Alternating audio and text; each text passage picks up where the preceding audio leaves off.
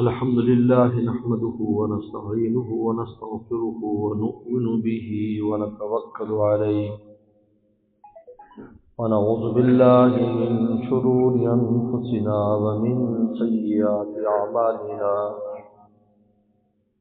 من يهده الله فلا مضل له ومن يضلل فلا هادي له ونشهد أن لا إله إلا الله وحده لا شريك له ونشهد أن سيدنا وسندنا وحبيبنا وشفيعنا ومولانا محمدا عبده ورسوله صلى الله تعالى عليه وعلى آله وأصحابه وبارك وسلم. أما بعد فأعوذ بالله من الشيطان الرجيم. بسم الله الرحمن الرحيم. يا أيها الذين آمنوا كتب عليكم الصيام كما كتب على الذين من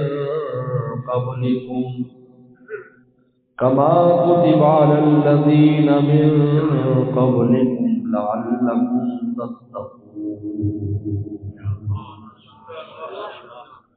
وقال تعالى إن أولياؤه إلا المتقون.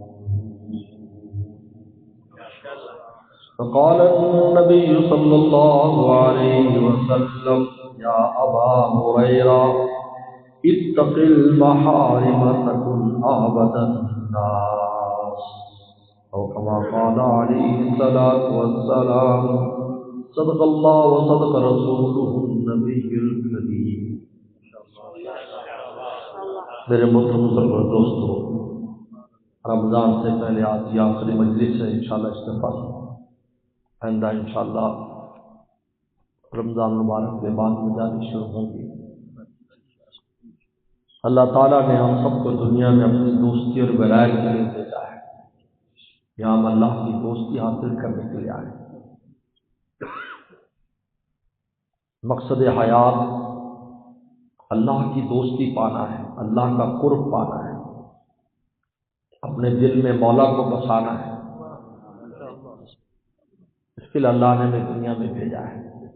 اور اللہ تعالیٰ نے اس کے لیے کہ ہم اللہ کے ولی ہو جائیں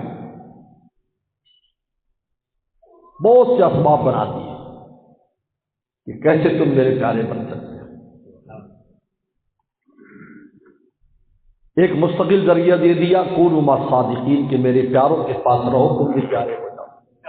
کونوا مع الصادقین، میرے پیاروں کے ساتھ رہو. کونوا مع الصادقین.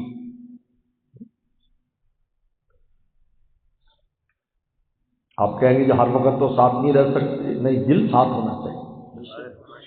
اپنا دل ان کے ساتھ رکھو. دل مداح اللہ بیمار دل خوشاں. مولانا رومی فرماتے ہیں اپنا دل ہی ان کو دے دو، دل ان کو دے دو تو تمہارا دل بھی ان کی صحبت سے اچھا ہو جائے گا. اس لیے حضرت تھانوی فرماتے رحمۃ اللہ علیہ یہ جسمانی صحبت ہے، اس کے لیے تو خاص مدت ہے. انسان پہلے زمانے میں 6 مہینے تھے، آج 40 دن. حضرت تھانوی فرماتے ہیں، میرے شیخ فرماتے تھے جیل میں رات اور دن الگ شمار ہوتی ہے تو 20 دن بھی کافی ہو جاتے ہیں.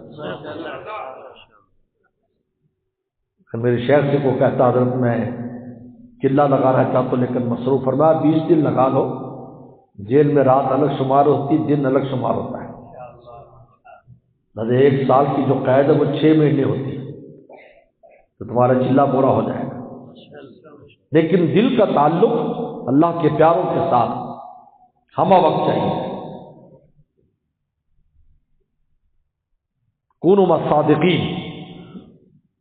اور میں نے بتایا کہ دل کی حاضری اصل حاضری. حدیث شریف میں آتا ہے قلب معلق بالمساجد. ایک آدمی کا قلب مسجد میں اٹکا ہوا ہے، مسجد سے لگا ہوا ہے، معلق ہے. اس کی مسجد میں 24 گھنٹے حاضری ہے. اور حدیث شریف میں آتا ہے اس کو عرش کا سایہ ملے گا جس دن کسی شے کا سایہ نہ ہوگا. حالانکہ حرم گرد مسجد میں رہنا سوائے اعتکاف کے مسنون نہیں ہے کہ آپ ہر روز مسجد میں بیٹھے رہیں، کام کاج کریں، جاؤ نماز پڑھ لی اب جاؤ۔ صحابہ اکرام تو سنت نفل بھی نہیں پڑھتے تھے۔ حکیم محمد تھانوی فرماتے ہماری کمزوری کی وجہ سے اجازت دی گئی کہ آج ہم کمزور ہیں تو پڑھ کے جاؤ، گھر جائے تو انسان پڑھتا نہیں، لیکن صحابہ اکرام مسجد نماز ہوتی ہی مسجد خالی ہو جاتی تھی، گھروں میں جا کر نفل پڑھتے تھے، کیونکہ رسول اللہ صلی اللہ علیہ وسلم فرمایا اپنے گھروں کو قبرستان نہ بناؤ۔ آپ نے کہا حضرت پھر کیسے آباد؟ کہا نماز سے آباد کرو، قرآن سے آباد کرو، یہ دو چیزیں گھر کی آبادی ہے، یہ وہاں تلاوت ہونی چاہیے، نماز ہونی چاہیے۔ لیکن اس کا قلب مسجد کے ساتھ اٹکا ہوا ہے، اس کی حاضری مسجد میں لگ رہی ہے۔ اور انسان کا دل اللہ کے پیاروں کے ساتھ جب اٹک جاتا ہے، ان کی حاضری ان کے ساتھ شمار ہوتی ہے۔ اس لیے المرء مع من احب فرمایا۔ حضرت انس رضی اللہ عنہ کی روایت ہے، ایک صحابی آئے اور آ کر کہا کہ حضرت میں چاہتا ہوں قیامت کے دن آپ کے ساتھ ہوں۔ فرمایا کیا تیاری کی؟ کہا میرے پاس حضرت نہ نفل ہے، نہ زیادہ روزے ہیں، نہ حج عمرے ہیں، ایک چیز مجھے حاصل ہے، انی احبک، کہ میں آپ سے عشق کرتا ہوں۔ نے فرمایا المرء مع من احب، آدمی ان کے ساتھ ہوگا جن سے محبت کرتا ہے۔ انس بن مالک رضی اللہ عنہ کی یہ الفاظ موجود ہے بخاری شریف میں، کہا کہ اسلام لانے کے بعد مجھے سب سے زیادہ خوشی ان الفاظ تھی، کیونکہ انی احب رسول اللہ، میں رسول اللہ سے محبت کرتا ہوں، ابا بکر و عمر، ابو بکر سے بھی محبت کرتا ہوں، عمر سے بھی۔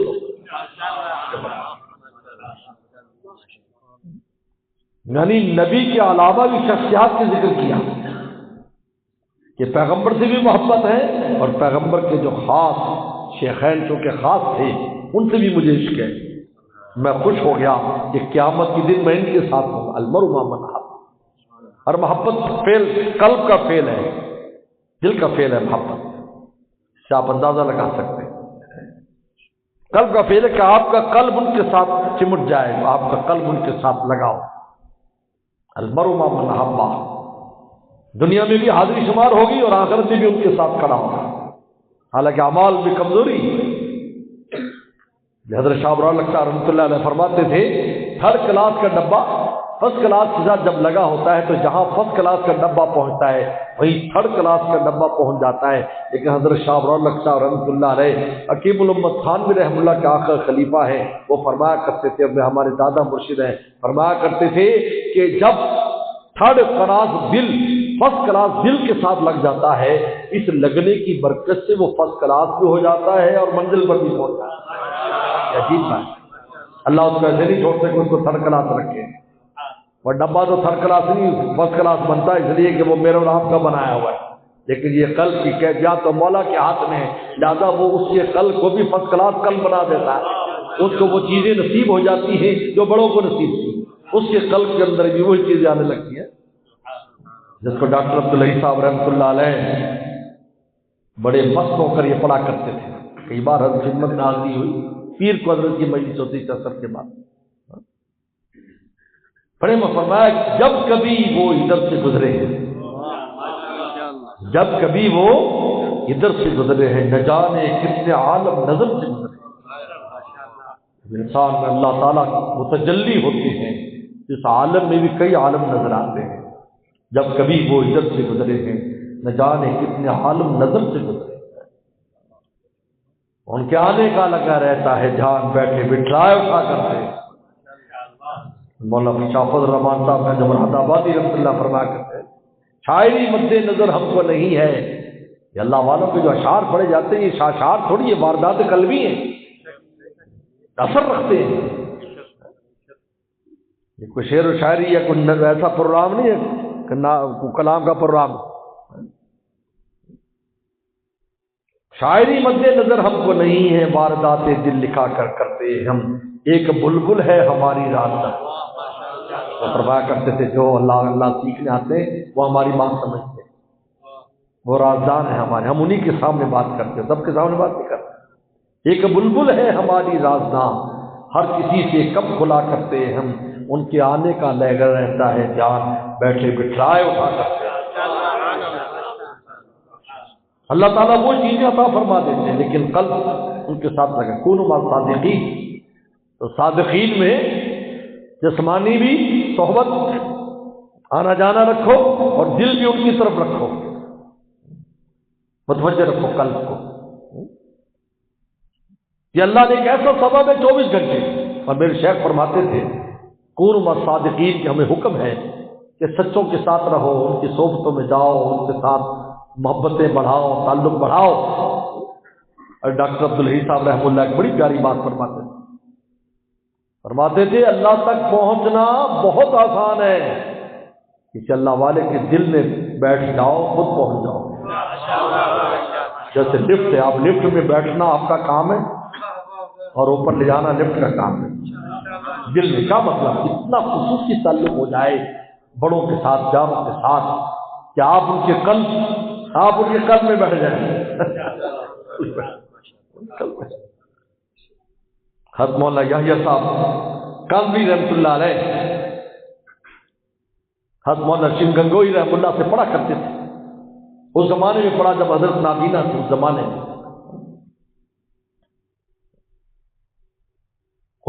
میں 2-3 طالب علموں نے پڑھا تھا ان سے، ان میں حضرت بھی تھے، حضرت جون پوری تھے جو ہمارے شیخ کے دادا استاد ہیں، نام میرے ذہن سے لے کر ابھی آ جائے، اور ایک اور 3 ساتھی تھے جنہوں نے پڑھا حضرت سے، اور نبینا کے وقت۔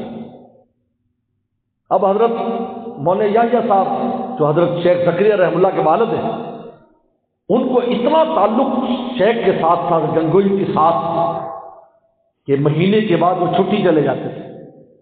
چھٹی لے کر 1 مہینے کے بعد 3 دن یا 2 دن کے لیے چھٹی ہوتی، 1 دن پہلے چھٹی ہوتی، جمعرات کو اور جمعے کی شام کو آنا ہوتا، تو کہتے حضرت گنگوئی رحمۃ اللہ علیہ مسجد میں چکر لگاتے رہتے اور پوچھتے رہتے یحییٰ آیا کہ نہیں، یحییٰ آیا کہ نہیں، یحییٰ آیا کہ نہیں۔ ایک دن لیٹ ہو گیا تو ہم نے فرمایا کہ بڑا بے وفا ہے، ابھی تک نہیں آیا، ہم انتظار کر رہے ہیں۔ تو حضرت فرماتے تھے ڈاکٹر عبدالحی صاحب رحمۃ اللہ علیہ، کسی اللہ والے کے دل میں بیٹھ جاؤ خدا تک پہنچ جاؤ۔ پھر حضرت ایک مثال بھی دیتے تھے، فرمایا کہ ایک چونٹی نے کہا میں نے حرم جانا ہے،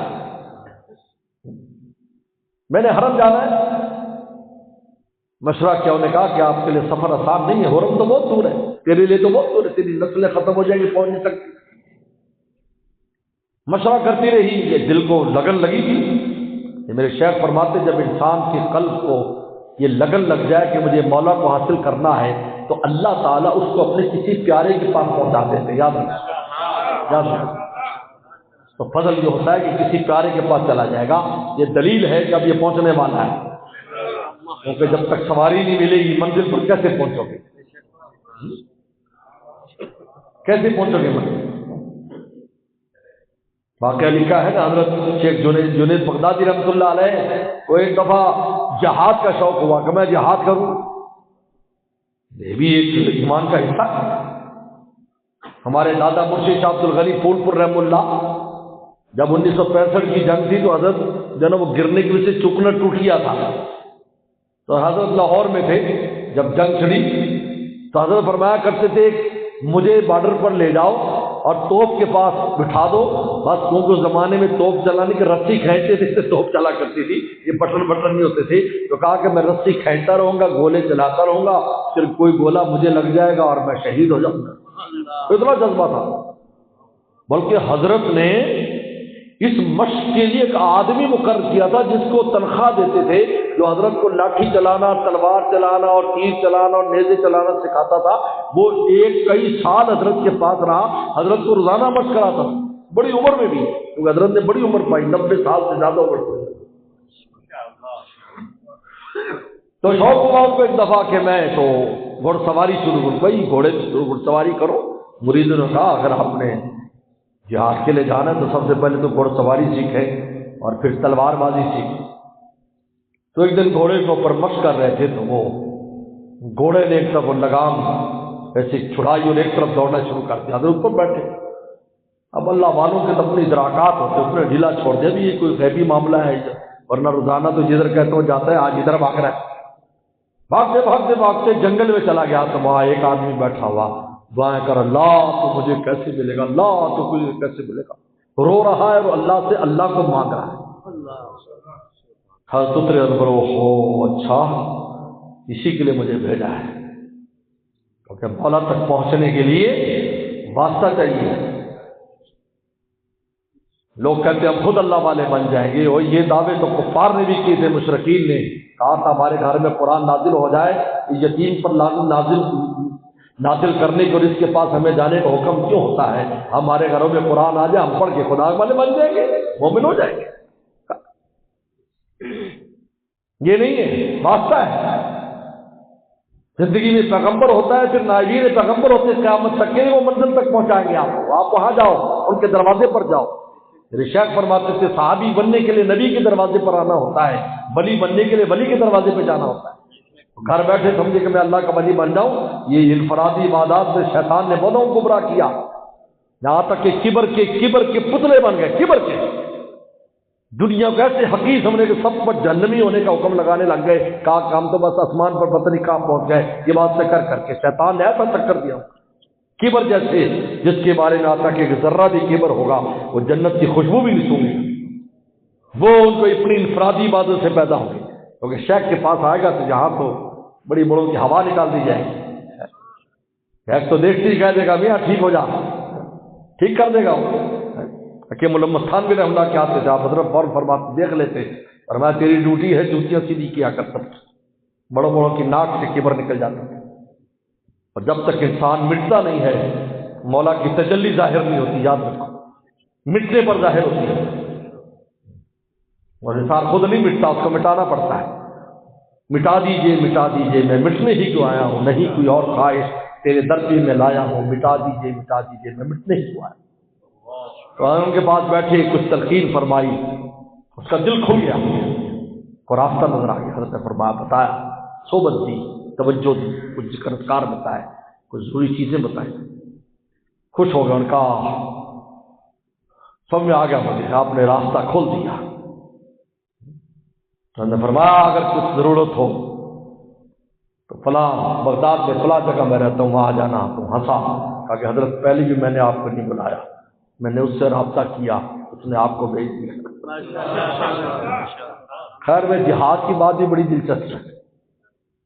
حضرت اپنے 10 ساتھی لے کر، 10 میں خود تھے، 9 ساتھی لے کر جہاد میں چلے گئے، مشق کی۔ تو حضرت نے دیکھا کہ 10 حوریں آئی ہوئی ہیں، شاید کشف انسان تھے، ویسے وہ ان لوگوں پر عذر کا عالم بھی کھلا ہوتا ہے۔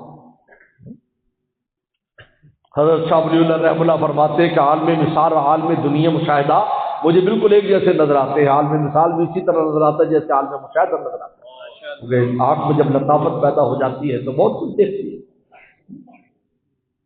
جب کبھی وہ ادھر سے گزرے ہیں، نہ جانے کتنے عالم نظر سے گزرے، کیا مجھ سے کوئی سب خوش ہو گئے، ہو بھائی سب کو کہا خوش ہو جاؤ، شہادت لکھی ہوئی ہے۔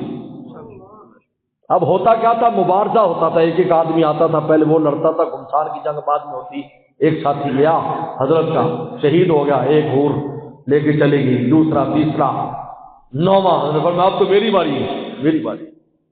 تو حضرت تیار ہو کر چلے کہ بھائی اب یہ حور میرا انتظار کر رہی، اور جا کے جب قریب پہنچا تو اس نے کہا آپ جنید تو نہیں ہیں؟ جنید ہے؟ کہا کہ ہاں میں جنید، عیسائیوں سے جنگ تھی، وہ کہیں جانتا تھا۔ انہوں نے کہا آپ کیسے؟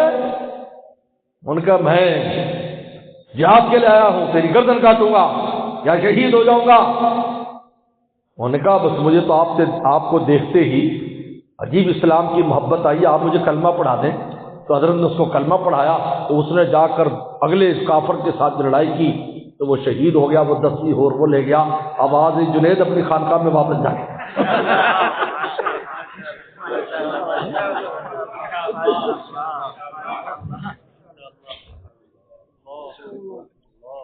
میرے شیخ فرمایا کرتے کونوا مع الصادقین، سچوں کے ساتھ ہو جاؤ میرے ولی بننے کے لیے۔ اگر سچے پیدا نہ فرمائیں تو کتنا بڑا ظلم ہے۔ قیامت تک سچیاتیں رہیں گی جن کی صحبتوں سے ولی اللہ بنیں گے۔ اللہ نے یہ سبب تو دائمی دیا ہے ہمیں، اور دوسری چیزیں ساتھ ساتھ دے دی، زمانہ دے دیا۔ یہ جو رمضان آ رہا ہے لعلکم تتقون، تتقون کا مطلب ہے اللہ کا ولی بننا۔ یہ رمضان ولی بننے کا زمانہ ہے، اللہ نے اس لیے دیا ہے۔ کتب علیکم الصیام، روزہ فرض کر دیا، یہ کتنا بڑی عنایت ہے کہ ہم پر فرض کر دیا۔ اگر اختیاری ہوتا تو ہم اللہ کی ولایت دوستی نہ، اللہ فرماتے نہیں میں نے تمہیں دوستی دے کے رہنا ہے۔ تم ولی ایک ہی چیز ہے، ہر ولی متقی ہوتا ہے اور ہر متقی ولی ہوتا ہے۔ ولایت کی مدار جو ہے وہ ایمان اور تقوی پر ہے، اعمال کی کثرت پر نہیں ہے کہ ایک آدمی بہت زیادہ نمازیں روزے کرتا ہو وہ اللہ کا ولی بن جائے گا اگر اس کے ساتھ گناہ سے نہیں بچتا۔ اگر گناہ سے بچتا ہے اور اعمال اس کے تھوڑے ہیں لیکن فرض واجب سنت مؤکدہ کرتا ہے لیکن اس کے ساتھ اللہ کی کوئی مخالفت نہیں کرتا اور نفس و شیطان کی نہیں سنتا، اللہ کے دوستوں میں شامل ہے۔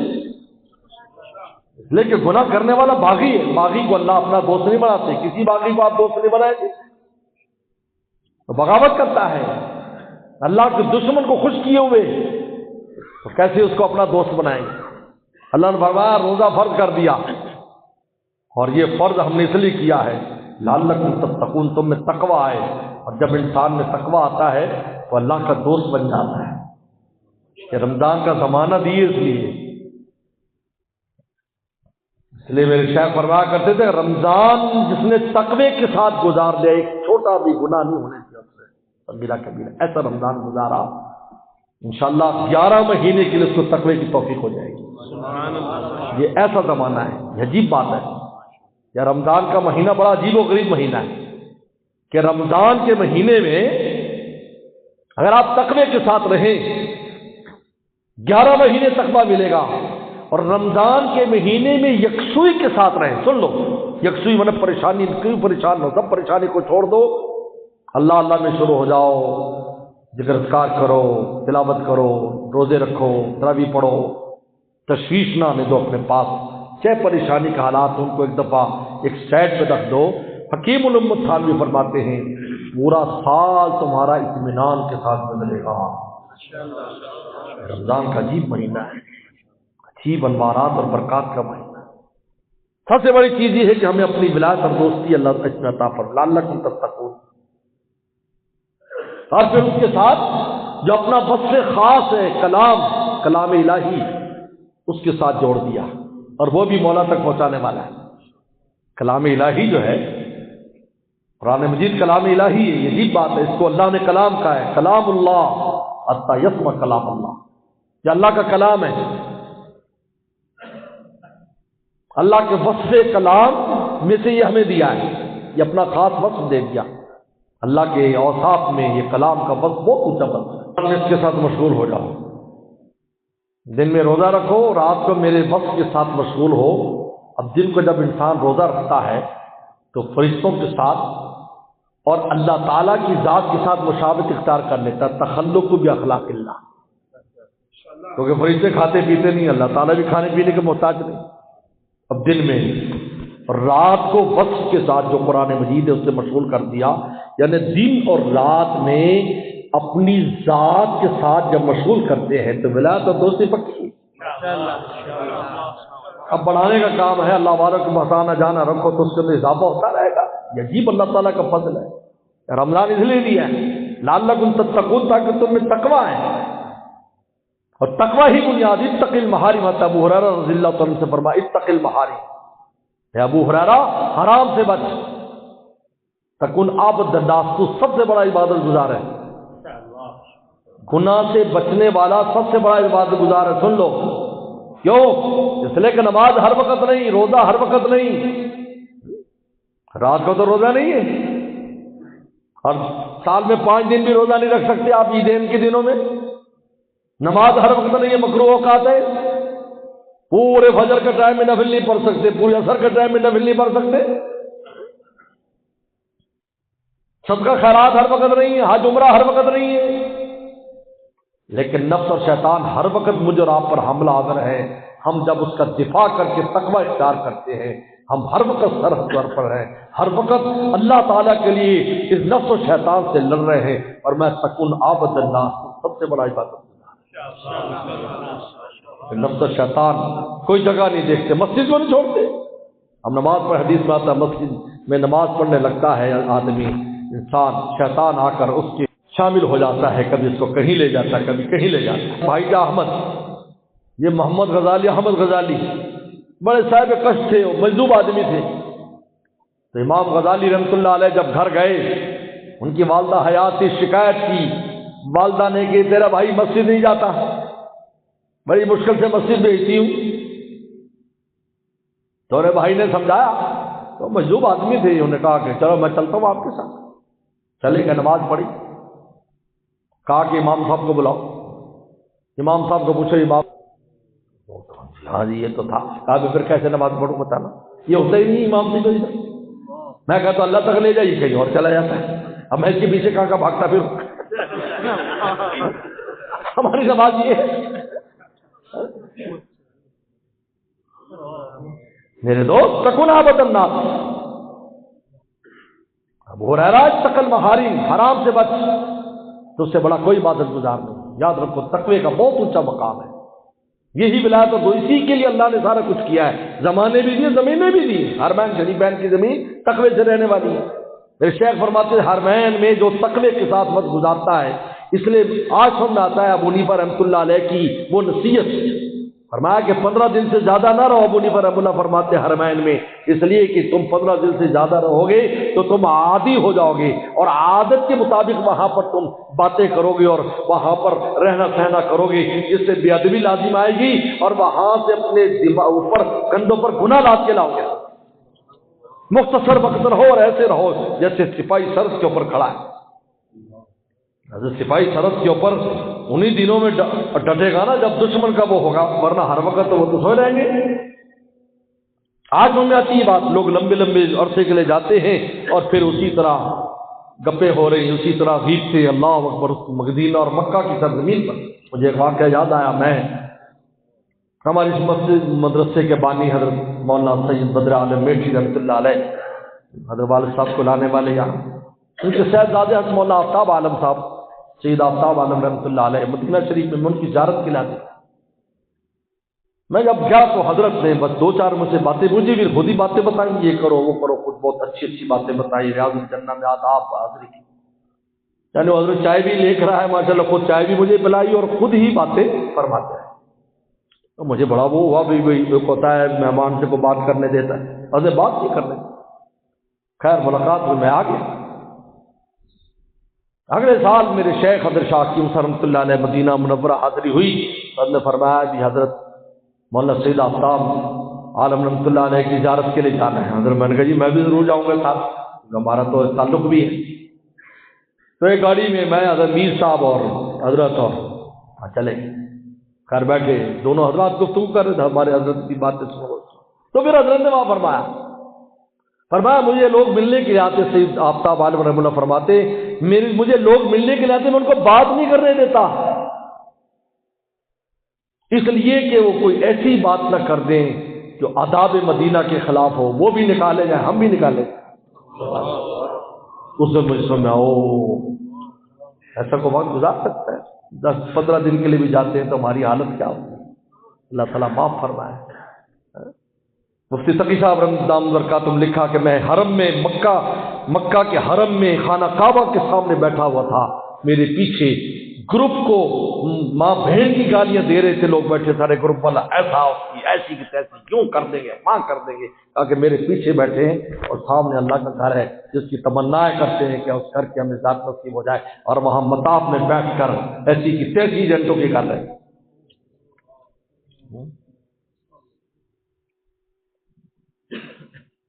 اس لیے میرے شیخ فرماتے تھے جو حرمین میں تقوی کے ساتھ رہتا ہے، نہ آنکھ خراب کرتا ہے، نہ زبان، بالکل پیرا دیتا اپنے اوپر، عجم میں بھی تقوی کی توفیق ہو جائے گی، عرب کی برکت سے عجم میں بھی توفیق ہو جائے گی.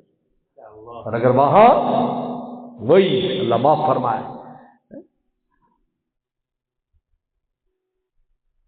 یہاں کی زندگی کی طرح بسر کرتا ہے. اسی طرح میرے دوست یہ رمضان کا زمانہ عام زمانہ نہیں ہے، آپ نے صاف فرمایا کہ آدمی غیبتیں کرتا ہے وہ کرتا ہے، فرمایا کہ اللہ کو کوئی ضرورت نہیں اس کے روزے کی۔ یہ بڑا اہم زمانہ ہے، خدا کی ولایت اور دوستی لینے کا زمانہ ہے۔ اس دوستی کی بجائے ہم اللہ کی مخالفت میں وقت گزارتے ہیں، نفس اور شیطان کو خوش کرے۔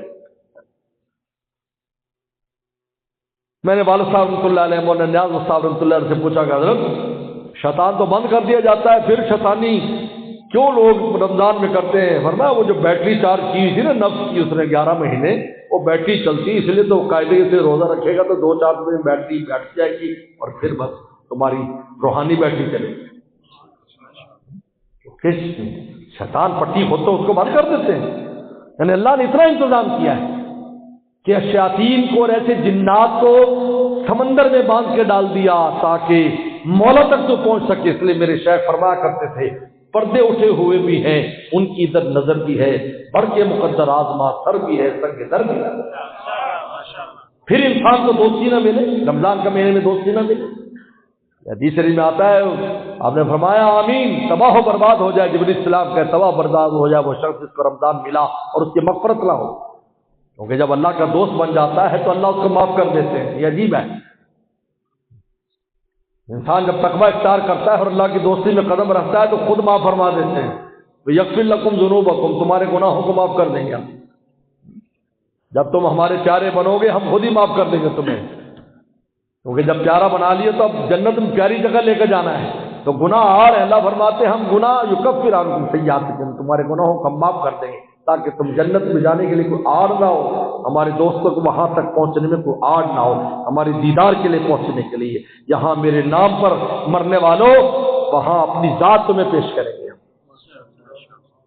وجوہ یوم نازل ربها نازل۔ میرے دوستو، جو زمانہ آ رہا ہے اس کو طریقے سے گزارو، ہمت سے کام لو، گناہ سے بچو۔ بس اپنے اعضاء پر پیرا بٹھاؤ، سرحد پر پیرا بٹھاؤ، آنکھ پر پیرا بٹھاؤ، کان، زبان، ہاتھ، پاؤں پیرا بٹھاؤ اس کے اوپر۔ سرحد پر لڑنے کا نام تقویٰ ہے، ورنہ تو ایمان چھین کے لے جائے گا تمہارا۔ سرحد پر لڑو، دشمن کو اندر نہ آنے دو۔ جس بلڈنگ کے ارد گرد 4 دیواری بنی ہوتی ہے اور اس کا پیرا بھی ہوتا ہے تو دشمن اس میں نقب لگا لیتا ہے، اس کو توڑ بھی لیتا ہے، لیکن پہلے رات پھر فوراً اس کو بھگا کر دوبارہ اس کو ٹھیک کر دیتا ہے۔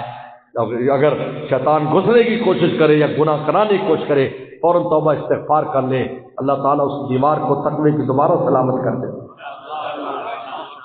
میرے شیخ نے فرمایا جب انسان توبہ کر لیتا ہے تو پہلا تقویٰ اور دوسرے بعد والے تقوی کو ملا کر بیچ میں سے اس کو ختم، گناہ ہی کو ختم کر دیتے ہیں، تو قیامت کے دن یہ 24 گھنٹے تقوی سے رہنے والا بن جائے گا۔ حالانکہ بیچ میں بے قاعدگی ہوئی لیکن اس کی جلدی سے اللہ تعالیٰ سے معافی مانگ لی تو اس کو بیچ سے نکال دیں گے۔ میرے شیخ فرماتے تھے جیسے باوضو شخص وہ ہے جو وضو ٹوٹتے ہی دوبارہ وضو کر لے، ٹوٹ تو گیا تھا لیکن جب دوبارہ وضو کر لیا تو پہلے وضو سے بعد کا وضو لگ گیا اور بیچ میں ٹوٹنے والا ہضم ہو گیا۔ کہا بھائی یہ تو ہر وقت وضو سے رہنے والا شخص ہے۔ یہی تقویٰ ہے، کبھی بیٹی ہو جائے اور ایک لمحہ نہ لگائے، یہ نہ دیکھے صغیرہ کبیرہ، توبہ توبہ توبہ۔ آج کہتے ہیں چھوٹا گناہ ہے تو کوئی بات نہیں۔ مفتی شفیع صاحب رحمۃ اللہ علیہ کسی نے پوچھا صغیرہ کبیرہ کی تقسیم، تو فرمایا ایک چھوٹا سانپ ہے، بڑا سانپ ہے، کیا تم چھوٹے سانپ سے ڈسوانا پسند کرو گے؟ تمہیں چھوٹا سانپ ڈسے؟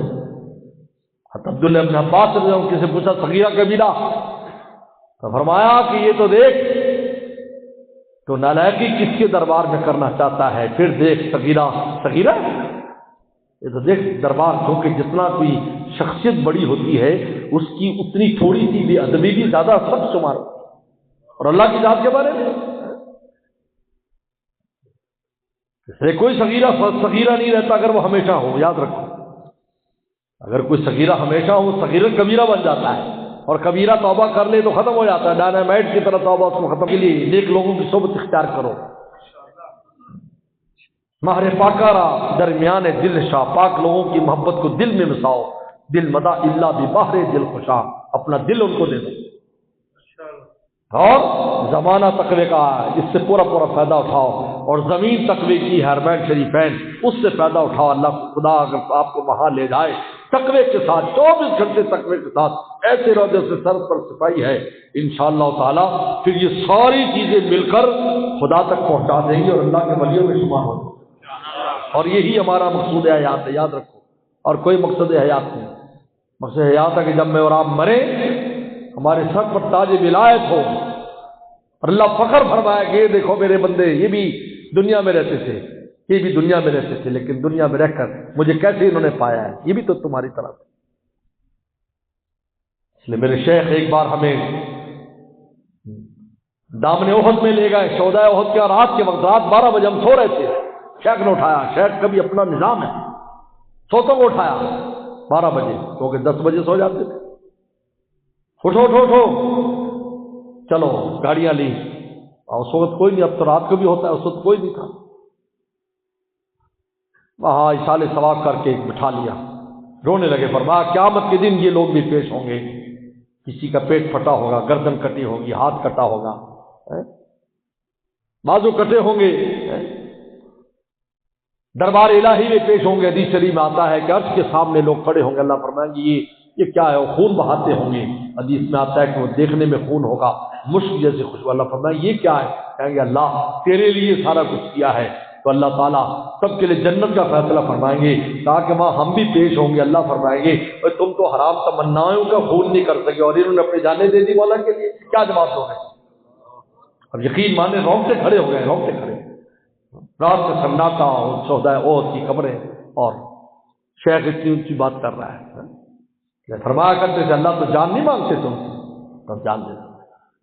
یہ میرے شیخ یہ شعر بہت پڑھتے تھے، نئے تیرا دل نئے تیری جان چاہیے، نئے تیرا دل نئے تیری جان چاہیے، ان کو تجھ سے خون ارمان چاہیے، نئے تیرا دل خون ارمان، نفس اور شیطان جو ارمان لاتا ہے، تمنائیں لاتا ہے، حرام تمنائیں، ان کا خون کرو، نئے تیرا دل نئے تیری جان چاہیے، ان کو تجھ سے خون ارمان چاہیے۔